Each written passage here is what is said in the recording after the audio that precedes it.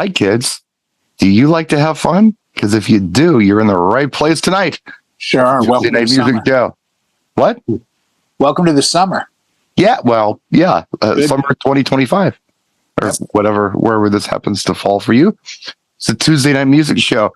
And tonight we have Eric with us.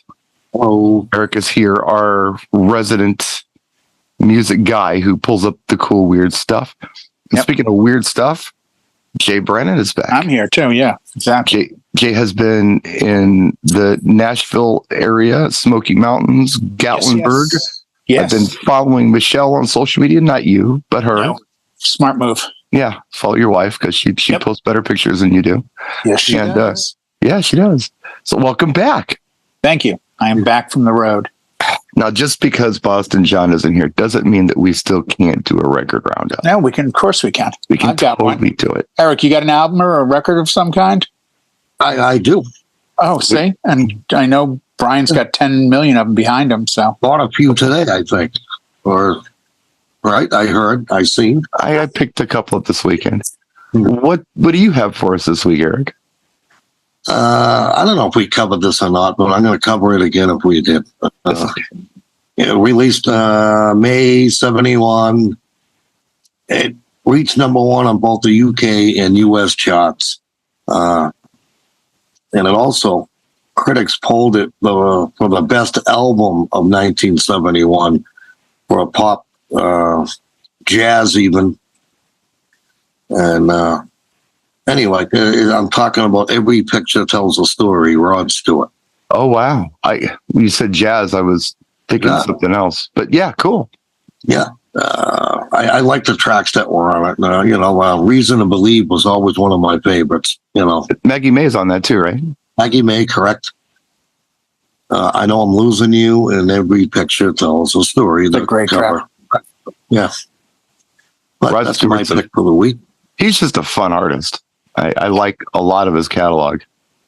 Didn't he release Reason to Believe, like later on? Yeah, he did. Well, it was live, I think, and it was re-released as a single for some reason. But I remember that, like on the adult contemporary station, it was on quite a bit. But I'm pretty sure that was a. Maybe it was the MTV Unplugged, maybe, and they released. It might have been. It might have been. Yeah. But it was a hit. I mean, it was a single, and it was a hit. Yeah. Yeah, you're absolutely right. But yeah, I like a lot of his stuff. 70s stuff, of course. I even like his 80s stuff. No, I like Hot Legs, and he had a lot of good stuff. He did. Even Young Turks from the 80s. I love that one. That was a good album. Yeah. The one I like that nobody ever mentions is called Baby Jane. I love that song. 84 or something like that. That was a good tune. I always liked it. Put that one out. And the other one nobody ever mentions is Tonight I'm Yours. I love that. That's a good song too. Yeah, it is. Yeah. Was that on the same album as like Infatuation?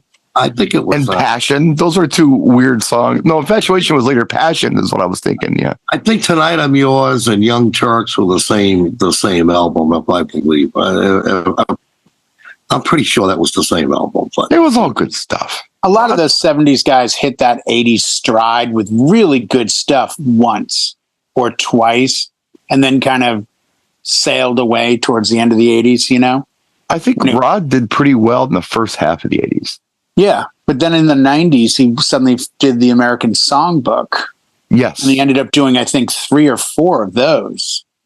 Rhythm in My Heart and Old Town Records. And that got him his whole that was part of his residency thing in Vegas, was like, I can just keep doing this.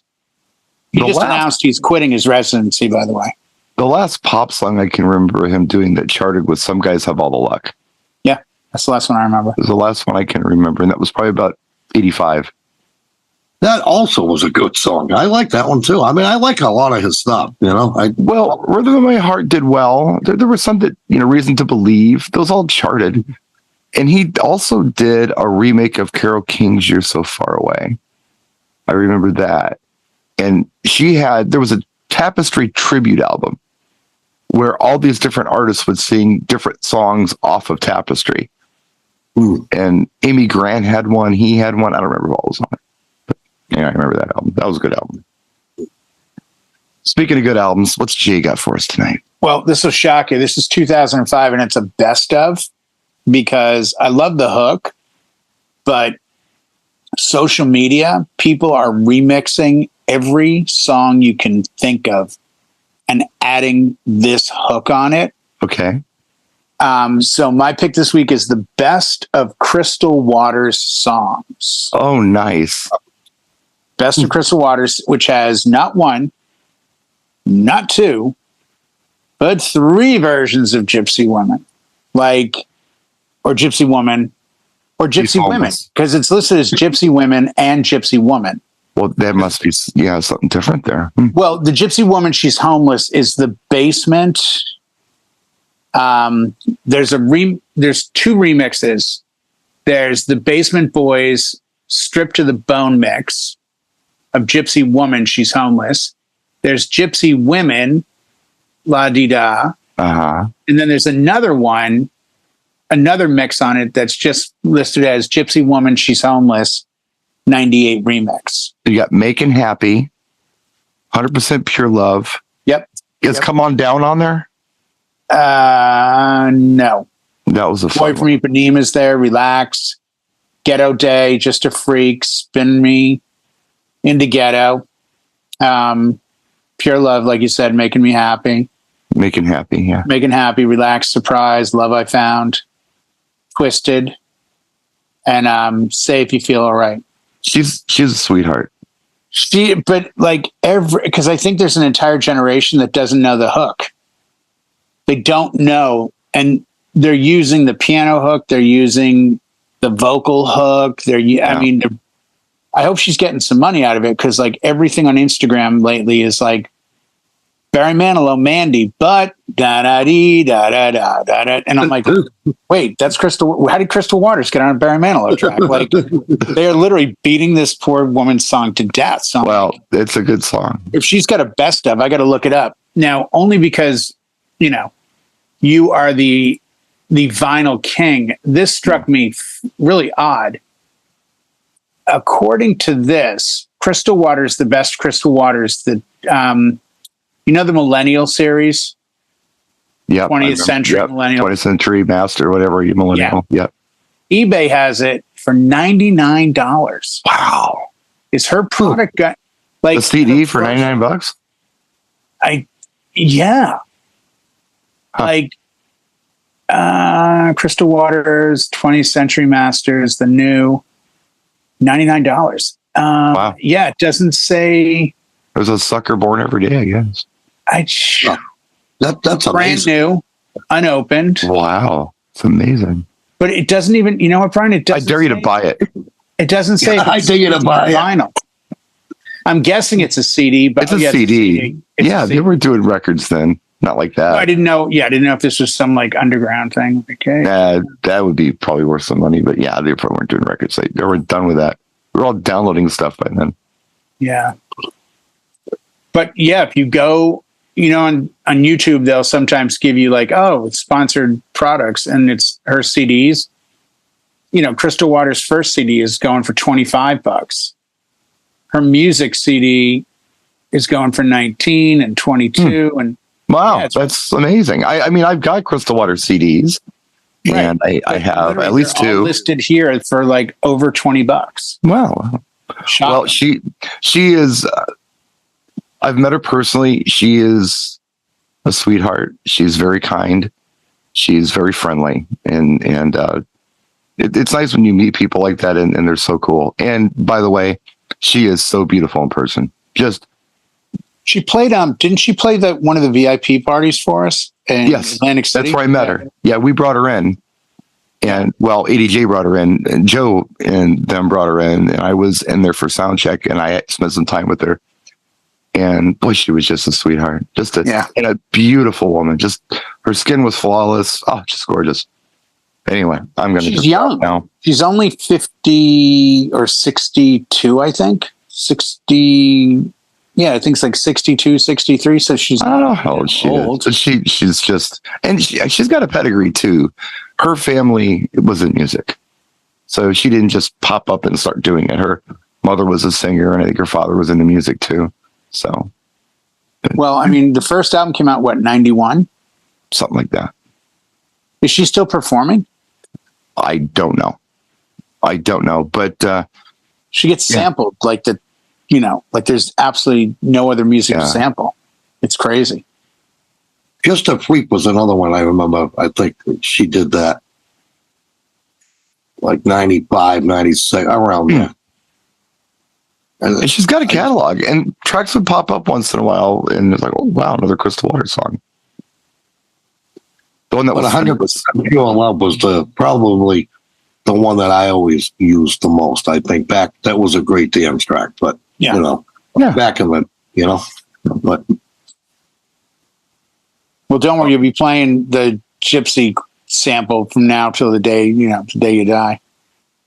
I have this new generation doesn't know it, so. I went crate digging at an estate sale on Sunday. And it was like this place that does estate sales, and they just took all the records from all the estate sales and put them in one big thing. And I picked a couple things out because the prices were incredibly reasonable. Did they know what they had? And everything was in beautiful condition. Oh, great. So $3 a piece for everything, no matter what the hell it was. And the stuff I have is absolutely beautiful. So the first thing I want to show you is I'm not keeping this record. When I finally meet Eric in person, I'm going to give this to him. Is this Kiss Love Gun? This is for Eric, because we were just talking about this, and all of a sudden I run into the single of Maxi Priest, Wild World. Oh my God, I love it.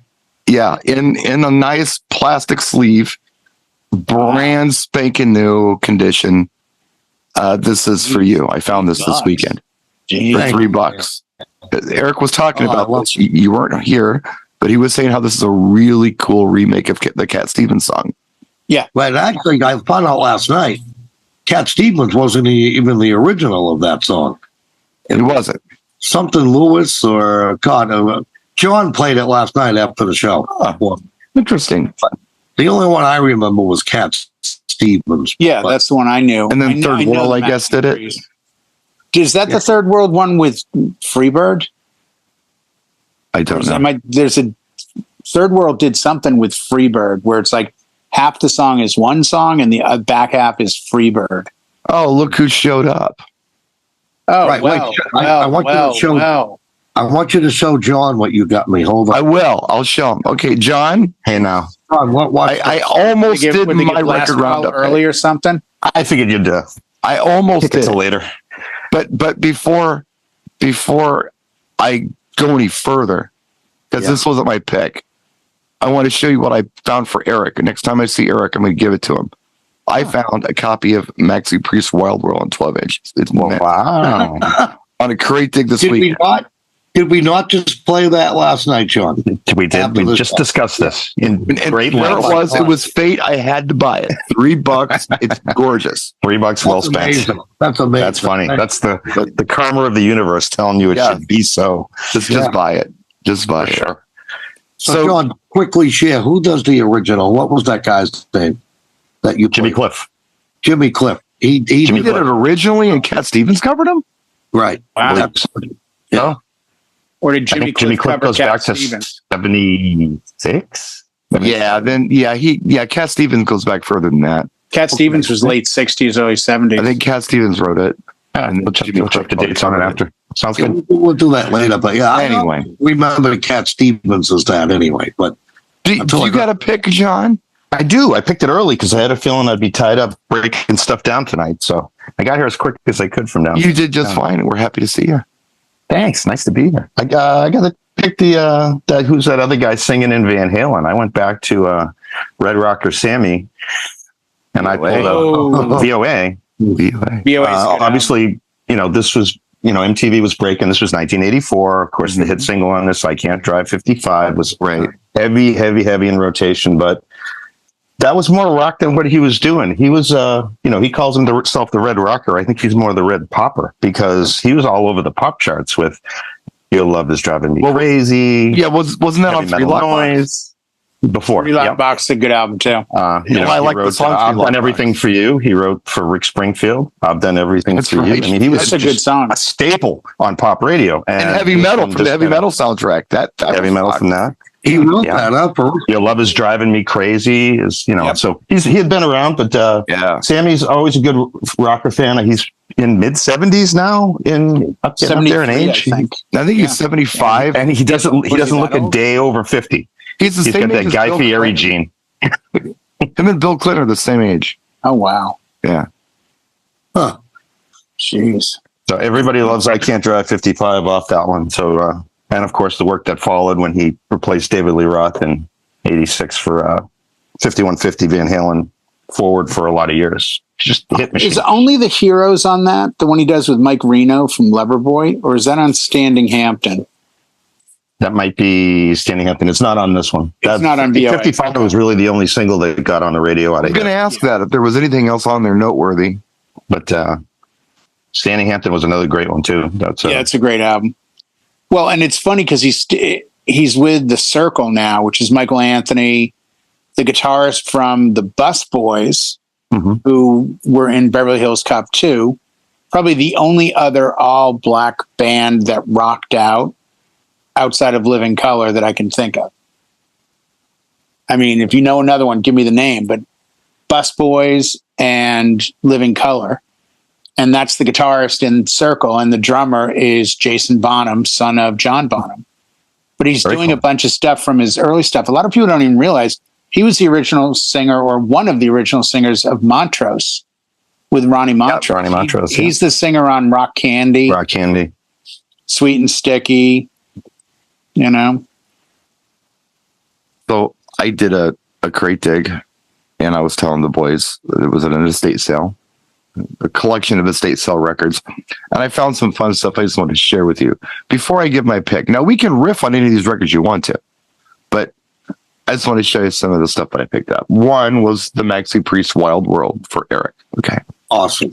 And this one, I know I have a copy of, but this one's like brand new and super clean, and it's actually a Pajama Party, You Know Say, which was the song that was going through my head for the first month that I met Blanca.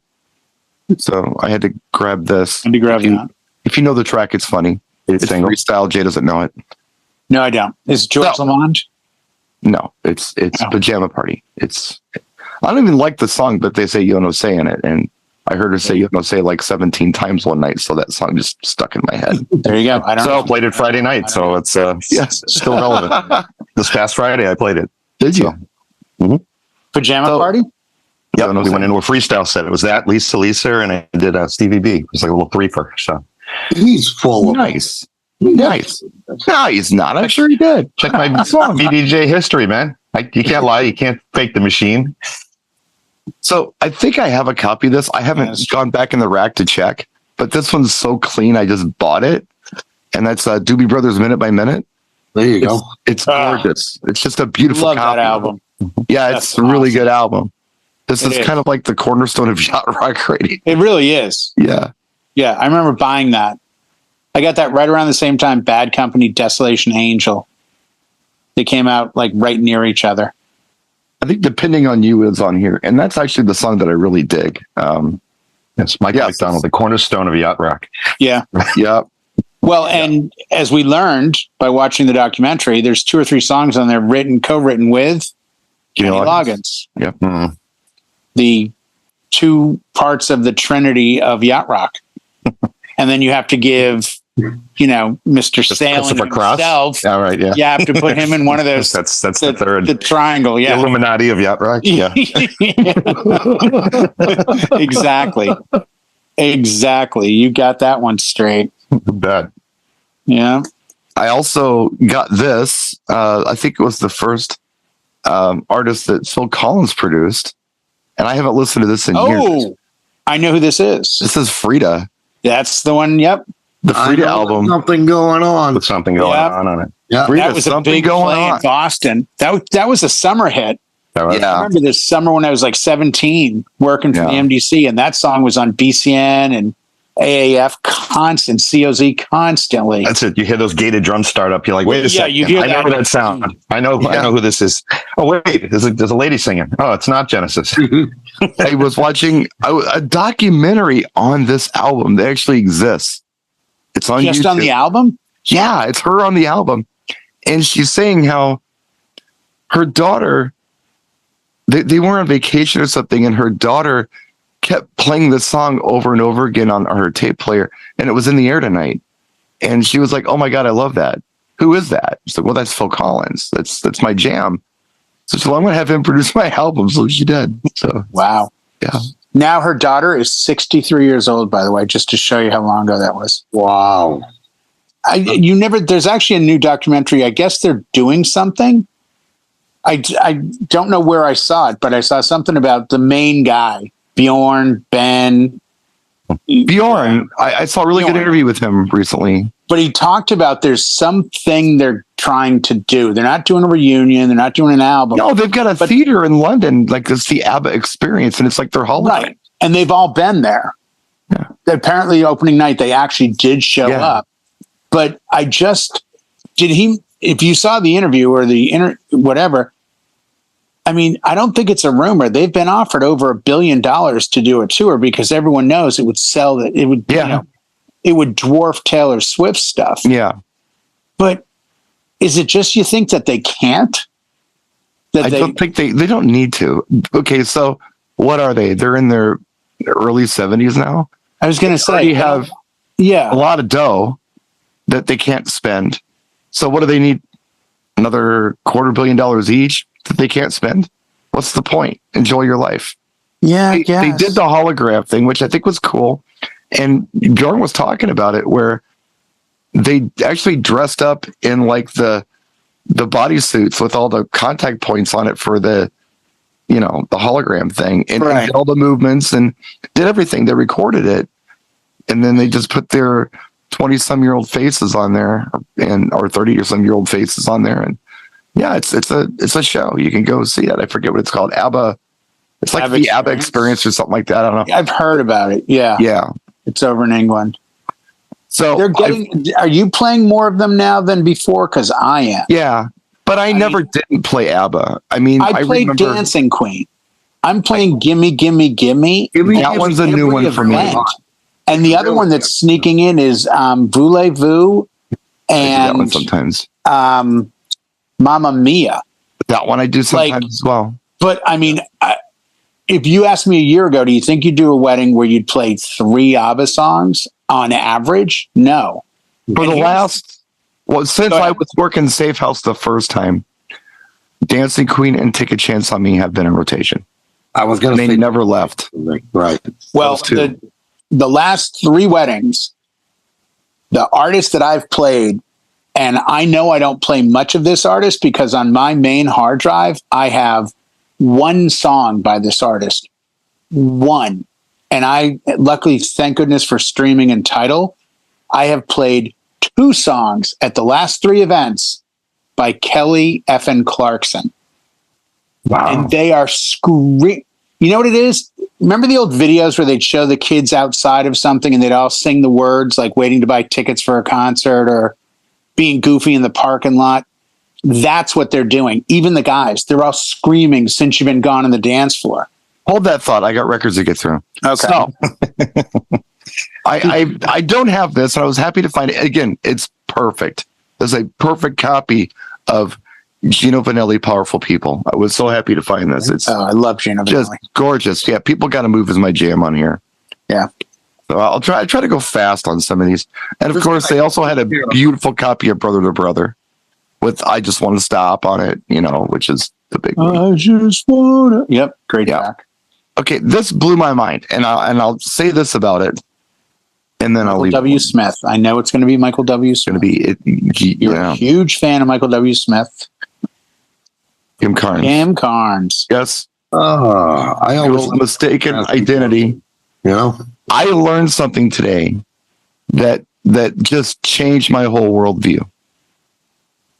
Betty Davis Eyes is a remake. Yes. I didn't know that.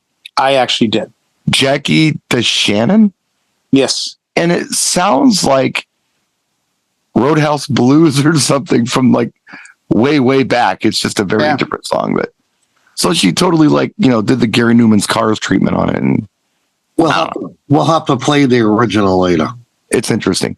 But I mean, did I need a copy of Kim Carnes' Mistaken Identity? But it looks no. It was $3 and perfect, so I picked it up. I would have bought it. Just it looks good. It's a memory.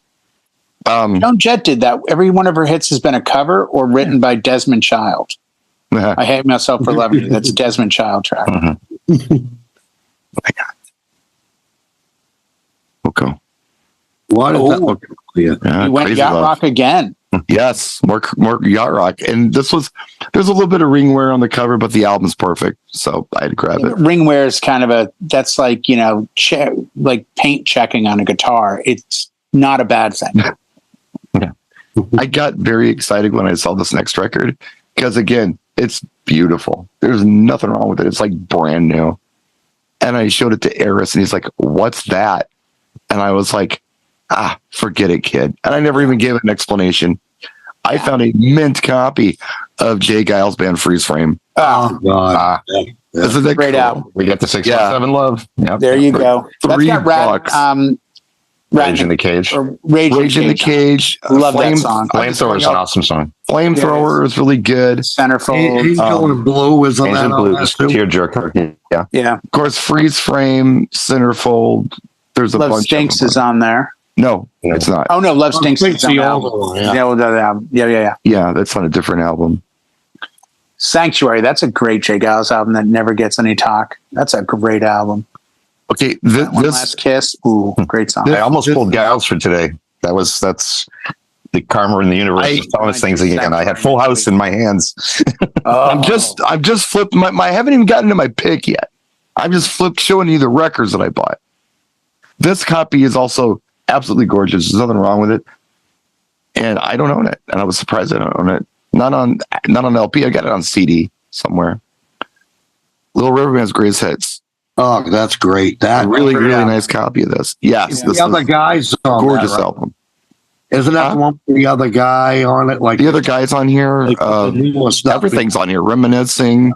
Yeah. Lonesome Loser, Cool Change. All that stuff. Is Lady on that? I'll tell you everything that's on this. Yeah, Lady's on here. It's Yeah, Lady was a great song. No. It's a long way there. Help is on its way. Reminiscing. Lonesome Loser. Take It Easy on Me. Down on the Border. Man on Your Mind. The Other Guy. The Night Owls, which I don't know. That song always bothered me, but it's a good song. Happy Anniversary. Kind of forgot about that one. Yeah. Lady and Cool Change. Yeah. So Lady. All the biggies. Another one. Those are all good songs. All the biggies. You drop a needle on that and just kick back. Anywhere. Just no skips. No skips. I appreciate Little River Band more as an adult than I did as a kid. I didn't have time for them as a kid. I like Cool Change and things, but to be a fan and sit and listen to them, I really appreciate them now. You know what was cool about them? They would be on Midnight Special. A couple times I saw them, and they had 3 guitar players. And it was when I was just getting into guitar, very, very, very beginning. And to see a band come out, and they do a lot of little dual solo rips that were not solos like we think of, but the typical yacht rock 10, 12 note solo, but they would do it as a harmonic, harmony line, very Thin Lizzy-ish, Little B section breaks. Yeah, exactly. Ambrosia did it, Freefall, they all had that little thing where they could play. I think I told you, my buddy saw Ambrosia a couple of years ago. He said they were full prog. Because it was like seeing Yes or Genesis in their prime. Like, you're kidding. He goes, no, they're all insane players. Level 42 style. Before I get into my pick, I have a riddle for the room. What took Steve Winwood so long to do a solo album? Contractual obligation from traffic or something? He was stuck in traffic. Oh! At least I got the traffic part. Yeah, traffic. He just had to roll with it, He just had to roll with it. Perfect copy. There it is. Perfect copy of Back in the High Life. Yeah. And I didn't own it. Now he still sings well too. I saw him a couple years ago on Crossroads. He still sings the same. good. Yeah, So it's for shocking. those of you who don't, well, okay, 64 is when the Spencer Davis Group started. 64. Yeah. And I like Spencer Davis Group. Give me some lovin'. I'm a man. Great tunes. Blind Faith. Can't find my way back home. Amazing. It's fine. I can't tell you one Traffic song that I enjoy. There's nothing stand out to me for Low Traffic. Spark of High Hill Boys. I don't dig it. What? I know it, It's but I don't dig it. amazing. I don't. It's not Please, a standout Mr. for me. Fantasy.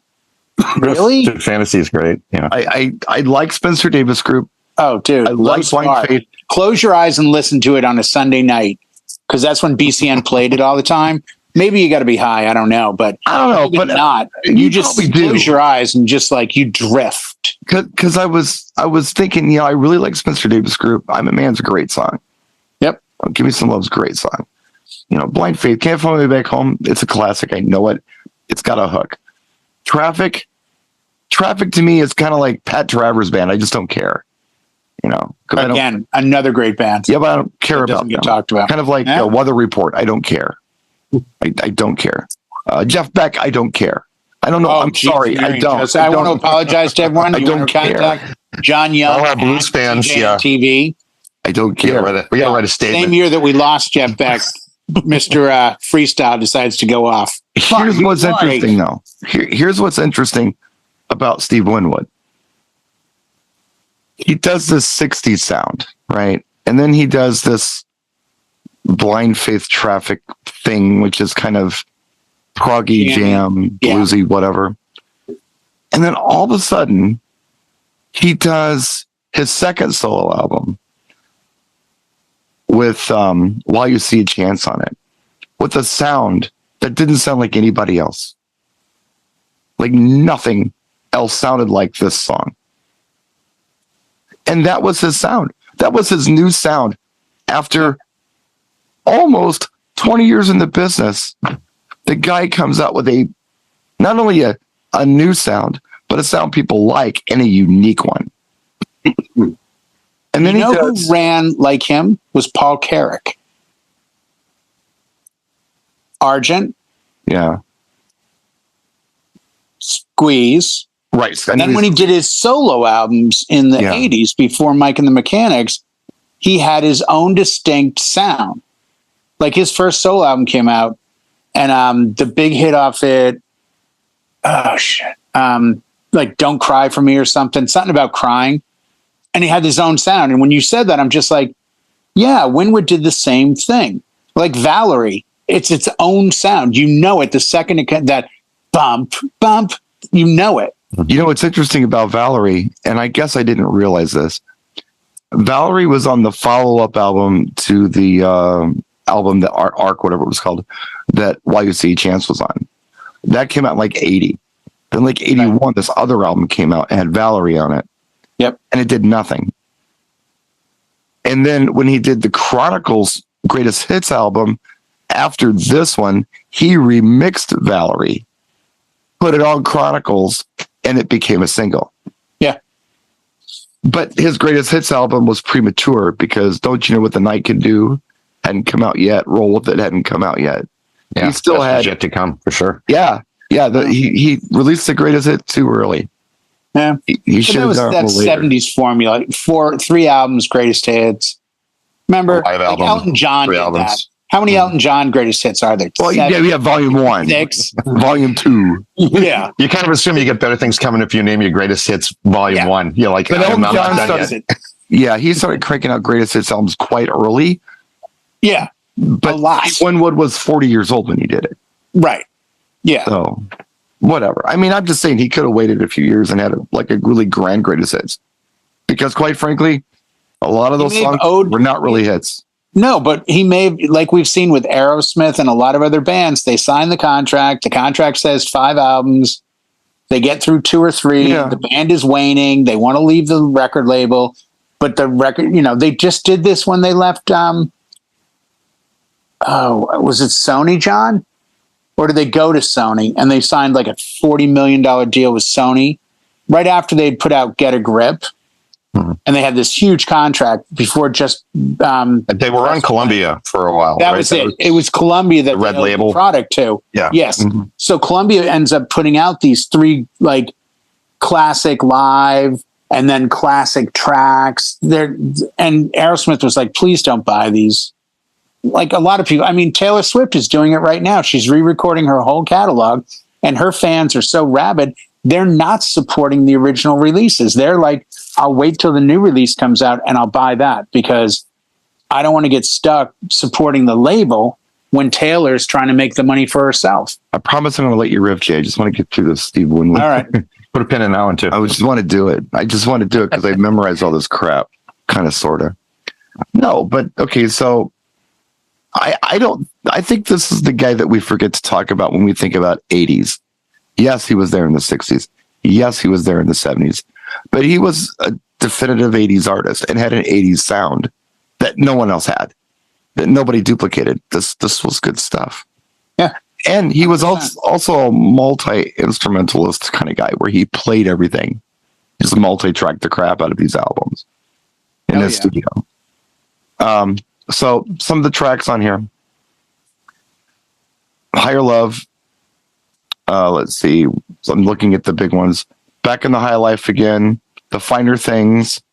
Ooh. But the track on here that I think everybody slept on, and I don't know if you guys know it or not, that I always really liked, but I don't know that it was ever a single. It's called Split Decision.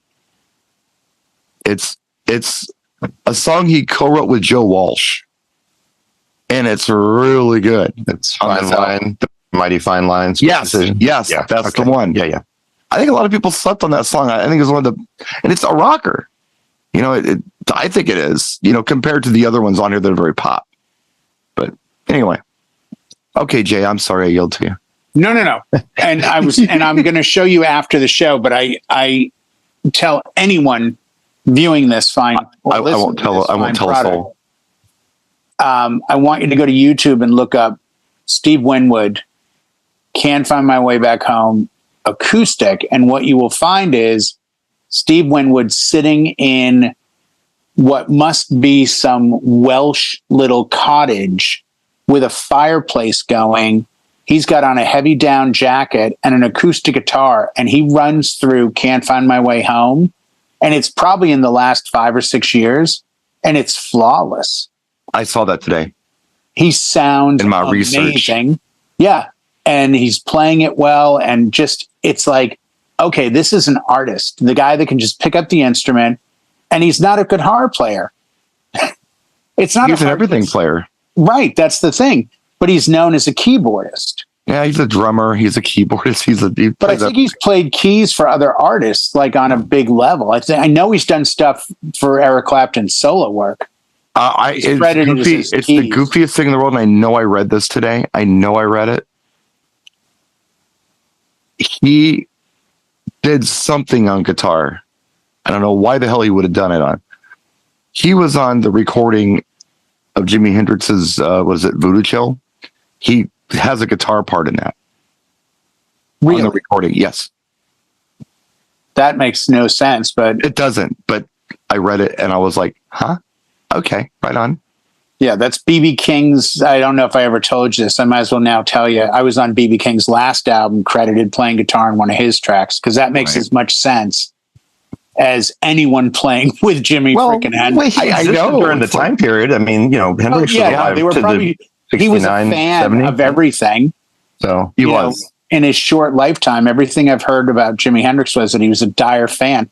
He played a Beatles track the day after the album came out when he was in England. The album came out like on Monday. He played Tuesday. The Beatles were in the audience and he played the song.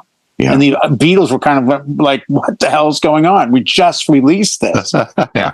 Like, and he not only learned it, but he's playing it better than we did. And it sounds better. Like, you know, I mean, All Along the Watchtower, that's a Bob Dylan song because he's such a massive fan of Bob Dylan. Maybe it's rhythm guitar or something he's playing on it. I don't know. But I think they cross paths at Woodstock, maybe? I mean, how would those... Wouldn't they? Studio? Or they, I don't know. You know, maybe shared some recording space. Woodstock was 69, and didn't Voodoo Child come out before? Because Hendrix died in 70. He died in July, I think, of 70. So it was a year soon later. after, yeah. Maybe my brain is broken. Maybe, I don't know. You go to Paul Winwood was a studio musician, and that's just he was right place, that right was time. his starting point. So he probably had that another Jimmy Page story of like they start as a studio, and then, I mean, because he's huge friends and plays a lot with Eric Clapton, and he played on a couple of years ago the Crossroads, which is Clapton's annual concert to benefit his rehab facility down in the Caribbean. And they did, because they were both in Blind Faith, I believe. Clapton was in Blind Faith with Steve Winwood. And they did a couple tracks. And they did Can't Find My Way Home, which is, and he played guitar on that too. On the Crossroads tribute. I think he played guitar on Can't Find My Way Home on that, with Clapton also playing guitar. So kind of crazy. Yeah, it can be done as a piano song, but I mean, originally it didn't feature it, but sure, you could do that on keys if you wanted. I think he's the type that could do it anything. But I've always, for some reason, him and Paul Carrick always seem to run in the same lane for me, because they're both really underestimated singers, and they've both been around over the period of time. Okay, I'm an idiot. This makes totally more sense, and I get it. Okay, Winwood was recruited by Jimi Hendrix to play organ on Voodoo Child.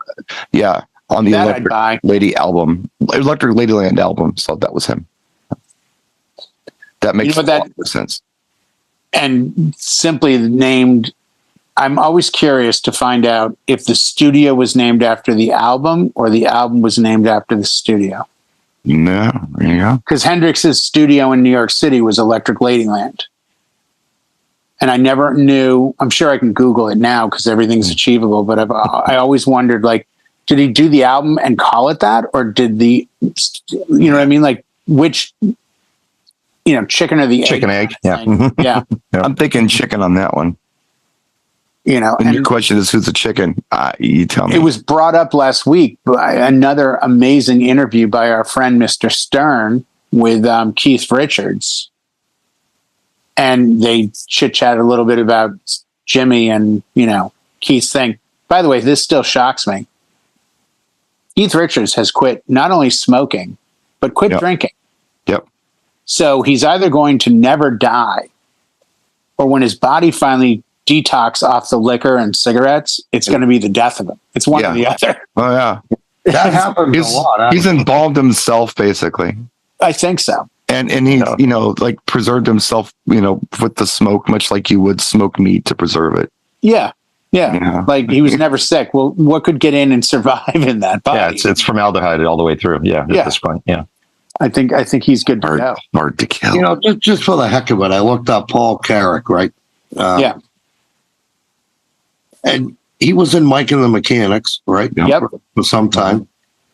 Ace, which is How Long and all that, right? Yes. I mean, that was that. I didn't realize he was in that band. You mentioned Squeeze, which you mentioned already. Unless I'm thinking of Ace, not Argent. No, it's Ace. And it's not Argent. Yeah. That's my mistake.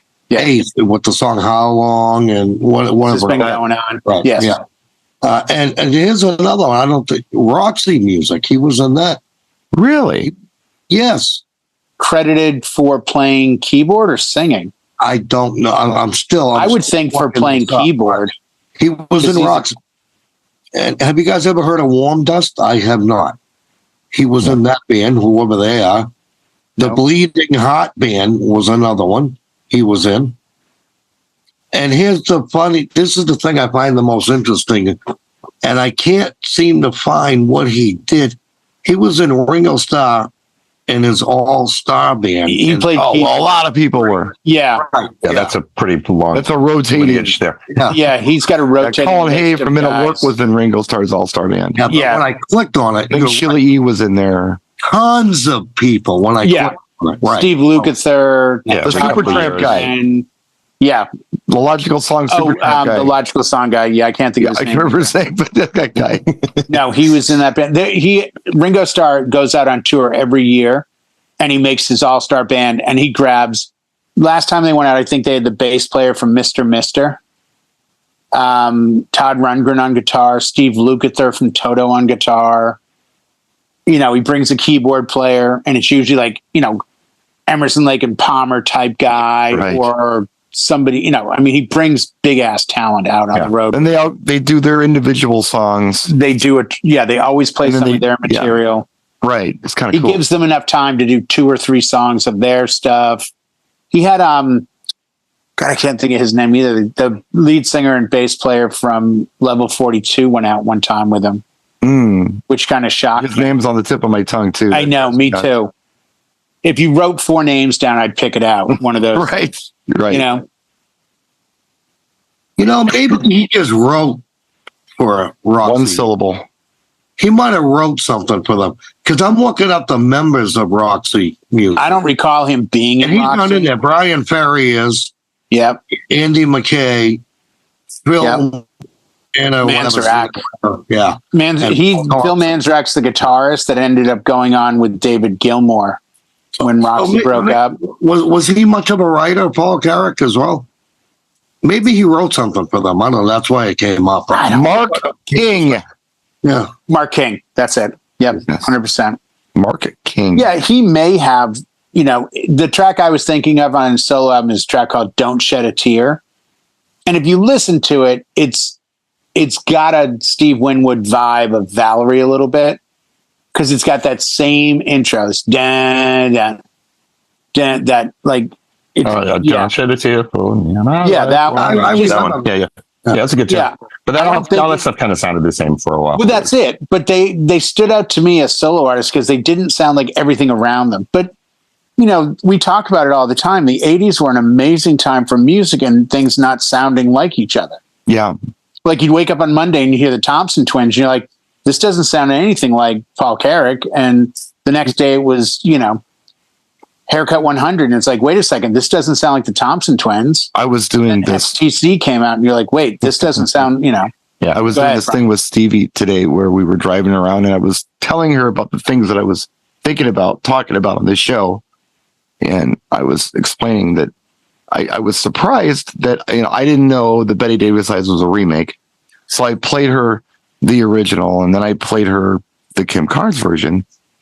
And she's like, yeah, this is pretty cool. I said, yeah, I'm sure you like it, but you can never know how weird this song was the first time I heard it, because it didn't sound like anything else.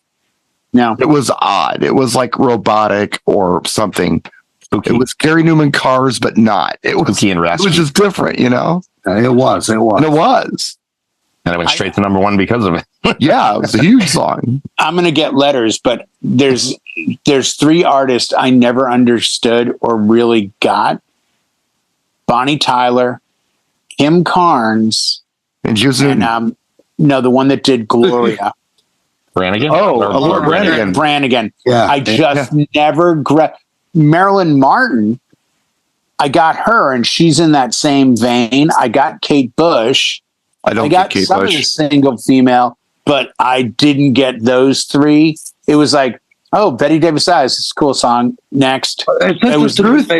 Because Carnes and Bonnie Tyler sound a lot alike. They get the that's it. Yeah, the Cardinal Smokes a Day voice. Yeah. It was never like, I was never going to hit play twice on them.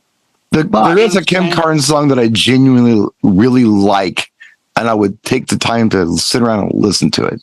Betty Davis Eyes, we all burnt out on it. Yes. Of course. But she does a remake of a Smokey Robinson song that's awesome called More Love. That's really good. Why do I think you played it for us one night? He did. He actually, Brian, you did. I love that song. I love her version of it. It was a very good song. Yes. Yeah, I like her version of that song specifically.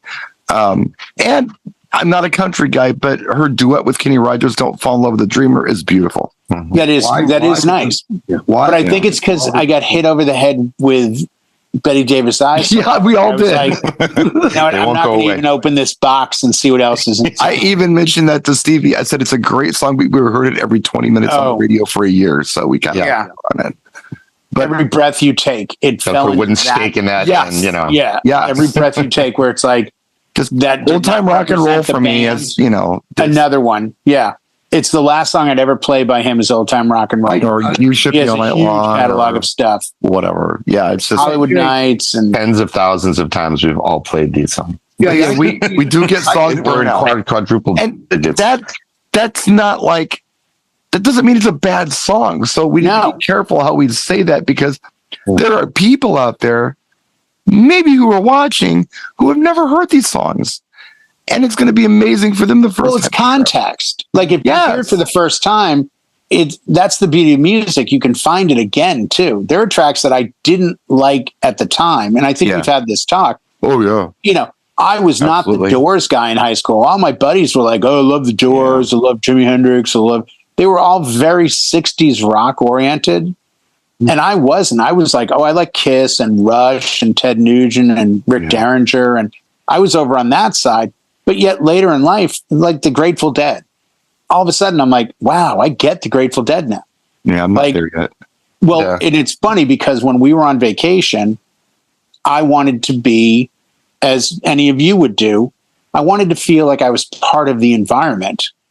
So I went to my Sirius app and I fired up Bluegrass. So we drove around Tennessee listening to Bluegrass, which when you're driving through the Smoky Mountains, let me tell you, that Bluegrass makes a lot of sense. Well, I thought about it. Makes a lot of sense. I did say this. I did say, well, you sure got a pretty mouth. About 90% of the songs, the beginning of them with banjo, does sound like the Beverly Hills Hillbillies theme, and then it's not. So you have to initially go, I think this is Beverly Hills. Whatever, No, it's not. This is, wait, I think this might be Beverly. No, it's not. No. By the way, side note, I thought of you, Brian, about a man named Jed. Because I said to Michelle, oh, let's go to Earl Scruggs' record shop and take a photo of me. This will make Brian happy because he's, the record guy. It's closed. The sign is up, but sadly it's vacant. Yeah. I think they're putting in a Garth Brooks bar or something. But at one point, I don't know if they were playing the same stuff we'd already heard or whatever it was. And I typed in Bluegrass and up came the Grateful Dead channel. So I put that on and they ended up doing like a 20-minute version of Black Star. And I put it on thinking, let's see how long I can get past Michelle with this.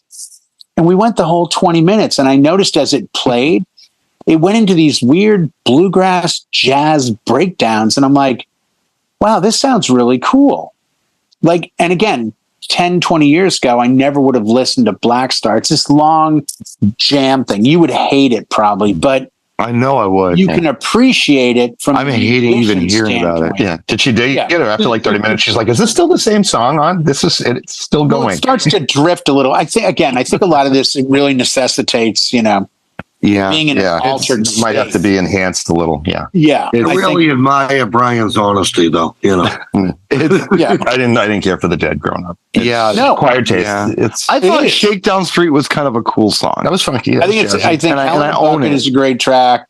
I thought Touch of Grey was no offense, Grateful Dead. Hacky but I liked it because it was like that period. It came out and it was more rock for me because I was more the rock guy. So I'm like, oh, this is more rocky. I like this more guitars. And it was, but it's that for what they were giving us. Even though Shakedown Street, the better song on that album is a track called I Need a Miracle, which is a great song. If you get a chance, check out. And it's a very like old school kind of R&B track. It's not jammy. It's not ethereal. It's none of that. You can bring Shakedown Street back in your mixes. It mixes really nice with Dua Lipa's Love Again, in case you guys It's one of those songs where if somebody says, I got to hear some Dead, I'm like, I got a Dead song. I hope this one's okay.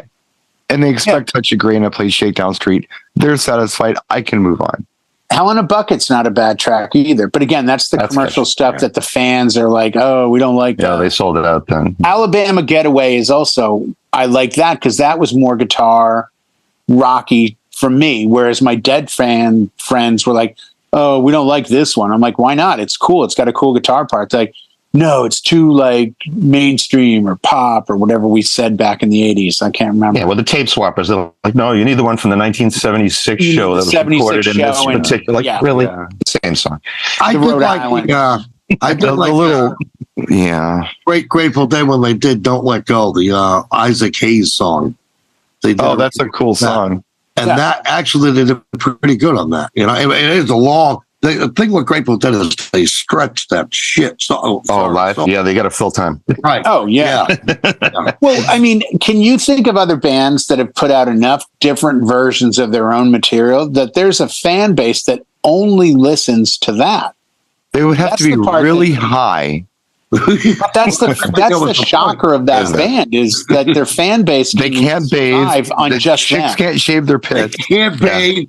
Yeah, There's all sweaters made of hemp, and and a lot of little colorful bears. A lot of bears. They I don't like know the why. bears. That's a thing. I know They have the little steal your face sticker on the back of their Volkswagen minibus. Yeah, with the lightning bolt coming through the skull, and yeah.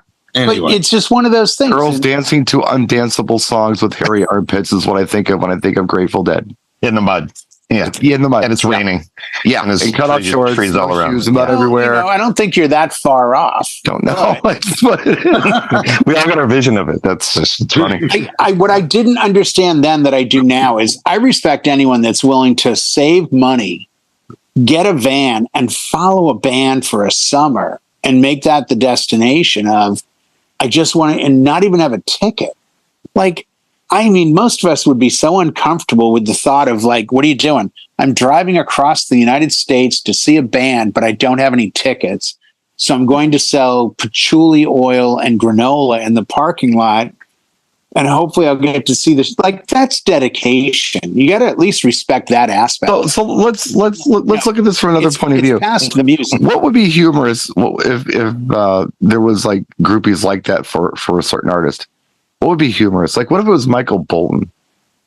What if people were like traveling cross country to see Michael Bolton perform? Listen, this guy can. Well, it'd probably be like in a used Lexus or maybe an old BMW or something like that. I mean, what would be more ridiculous than that? Like, how about, what about like Snow, the guy did Informer? What if you followed him around there's the a country? massive fan base for him. Yeah. Hear his song. Yeah, to hear that one song again. Yeah. Yeah. Or the guy, here comes the hot stepper guy. Yeah. Yeah. I got here a couple minutes late. Oh, well, I opened with it. Do it again. Dang it. So I don't know if I told you guys this or not, but probably 20 years ago, because I was actually more like 23 years ago, because I was still with the company. I did a holiday party on a Sunday, and the company I worked with, the yacht company, said, "Hey, we have IKEA is doing their party here in our building called the Abbey. It's an old church." I said, "Great. They need a DJ?" "Yes." "Okay, Tim, you're going to DJ that." "Okay." So I get to my party, and at the time I had a cell phone. And I think I called Tim and said, "Hey, how's it going?" "Oh, good. There's like 400 people here." I'm like, "Capacity is 500. That's amazing. Like, that means the building is packed." He goes, "Yeah, I'm playing with the band." I go, "There's a band?" No one told me there was a band. I mean, I'm the head of entertainment. I'm supposed to know this. But yeah, they didn't mention it. Yeah. And the signal broke up a little, but I heard him say, I swear he said, "like Naked Eyes." So I took it that it was a band playing 80s songs. I'm like, oh, that's cool. Like maybe it's a cover band, whatever. No, it was Naked Eyes. And the point of the story is because of what John just jokingly said about, oh, we opened with that. They didn't play Fame and Fortune, Something There to Remind Me, Pleasure, I think, not Pleasure and Pain. Promises. Those are the three bangers. Are We Ourselves? They closed No, that was with those three. What was that? Well, Fix. That was the Fix. Guess what? The 400, by the time the band did their third 45-minute set and closed with them, was down to like 50 people. Yeah, you've told that one. Yeah. I saw that happen with Blue Oyster Cult one time. Where it was just like, the Reaper. You know, what do you got? You got Godzilla. To make them wait for the hits too long. Is that you just wait too long, you know. Yeah. You got to give them something along the way. You got to at least. I mean, you sell a 20-minute show, guys. You don't sell 2 hours. No, maybe I'm mistaken. I would want my fans to be like, hey guys. I mean, I think I told you I saw Eddie Money once, and Eddie Money came out and opened with 2 Tickets to Paradise. Well, he's got a catalog, though. He's got a ton of them. He played like 4 or 5 straight bangers and said on the 4th track, his daughter, he goes, I'm bringing my daughter out to sing because, Ronnie's not here. And he did, Be My Little Baby. Yeah. And then he goes, okay, I still have more songs, but I got to play 2 songs off my new album. And he played 2 songs and the crowd was totally into it because he'd already given us 4 or 5 tracks we knew. If you're Blue Oyster Cult or somebody else, I know you protect Don't Fear the Reaper like it's solid gold. Right. But you know what? Maybe change your attitude. I mean, I would. If I only had 1 or 2 hits, I'd walk out the gate, open with something that was uplifting. The old days, Aerosmith always opened with Back in the Saddle because it's like it's a builder. It's good. Mm-hmm. Open with that. You don't open with the mellow track. Everyone knows that. But if you're Blue Oyster Cult, come out of the gate, something up, by song 3, do that Flame song. By song 5, you're on Godzilla. And then if you got to do Extraterrestrial Intelligence or something, they had a few, but not a lot. They had a few. Burning for You was huge. Burning for You would have been track 3. That's track 3. That's early in the set. I would do it that early, but I would also say, fuck it, do Don't Fear the Reaper twice. Do it once in your set, finish the set, and just say, you know what? You guys like Don't Fear the Reaper, don't you? We're going to play it again. Make some noise, and then do it again. Do a callback, do a reprise. Yeah. Why not? Yeah. So what? I just saw some video of 38 Special playing, and they did like their own mini mix of they closed with, they did Caught Up in You into Hold On Loosely. Right. Like perfect. As they should. Don't get the attitude of, Naked Eyes be like, no, you have to wait all night. No. I thought of Brian Saturday night at my wedding because I had a 2.5-hour dance floor, no other activities, but they put me in a corner. So I've got distance and I'm blasting, and I had a good playlist set up, but I was chasing the BPMs up and it was going good. Then I'm kind of like, this isn't where the energy's not where I really want it. So I'm like, let me try something higher BPM. And I went up to I think I played the new Dua Lipa from Barbie, that dance track. Yeah, Dance the Night or whatever. Played that. That did good. Then I went up and I'm kind of looking at the older crowd sitting and then the younger crowd. And I'm like, you know what? Screw this. And I put on, was it Mark Ronson and Bruno Mars? Uptown Funk. Uptown Funk killed. I'm like, great. Played something else, and then just got this voice in my head that was like, just throw some really heavy shit at him. So I played Blink-182, played Jimmy Eat World, and they went ballistic, like crazy. So I'm like, that's it. Pretend the BPMs don't count anymore, and just start throwing rocks at them. And I did. And I threw like 5 or 6. That's how you end up with Kelly Clarkson's, That's how you, that's how you end up with them screaming since you've been gone. That's how it happens. But that was it. So I'm like, oh, you're going to scream to this? Go right ahead. But I can't, I have to look at my history because it even surprised me. I was like, I totally went out of. While you're looking at that, I did a video. I don't know, maybe it was last week or something. It was about BPM. And I actually mentioned you in the video. And I figured you'd never see my video because you never watch my videos. You know what? I apologize. I did not know you had a YouTube channel. This is something I need to now Google it. I need to spend a big deal. Time. Yeah. Right. What I was suggesting in the video was mixing. Styles of mixing are actual tools that you can use to your advantage. Where a beat mix makes everything just kind of sound the same, and people aren't noticing that their favorite song's off and kind of the whack track's on now. And sometimes when you get a request for something that's kind of whack, you can sandwich it between 2 good songs if you're beat mixing and get away with it. Right. Sometimes you can do that. It's a cool tool. On the other hand, when something stops abruptly and starts abruptly, that's a tool too, because people go, what happened? So if you're hearing something you maybe don't care for and you decide in your mind, I'm going to talk, I'm going to drink, I'm going to do something else for a while, right? Because I don't like what's going on. And all of a sudden, the record scratches and something else. What the hell? Hey, I like this. Yeah. That's also a tool. No, it's totally a tool. And I'm finding more and more, I want to mix everything.